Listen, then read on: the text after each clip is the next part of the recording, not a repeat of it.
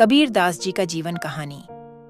कबीर दास जी भारतीय इतिहास के अनमोल संत और कवि हैं, जिनकी कविताएं और उनके विचार आज भी हमें प्रेरित करते हैं। उनका जन्म सन 1398 में भारतीय राज्य लाहौर, जो अब पाकिस्तान में है, के निकट कासीगंज में हुआ था। उनके माता पिता निर्धन थे और वे नीची जाति से संबंधित थे। यही कारण है कि उन्होंने अपने जीवन में समाज के विभिन्न अवज्ञाकारी परंपराओं और बाधाओं के खिलाफ आवाज उठाई।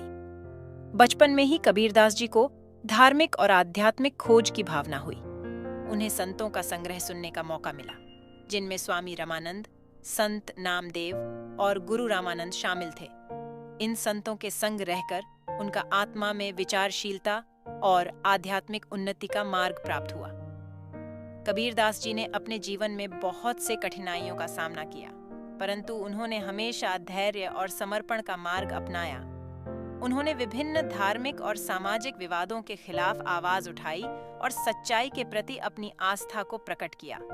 उनकी कविताओं में साहस, समायोजन और न्याय की भावना प्रकट होती है। कबीरदास जी की कविताओं में भगवान के एकता के महत्व को बहुत जोर से उपेक्षित किया गया है। उनके द्वारा बताए गए उपाय और उनकी शिक्षाएं हमें यह सिखाते हैं कि सभी मानव एक ही परमात्मा के बच्चे हैं और हमें भेदभाव नहीं करना चाहिए।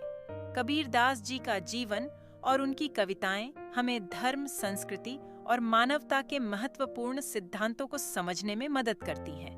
उनके जीवन और उनके विचारों को आज भी लोग प्रेरणा स्रोत के रूप में मानते हैं और उनकी कविताओं का आनंद लेते हैं।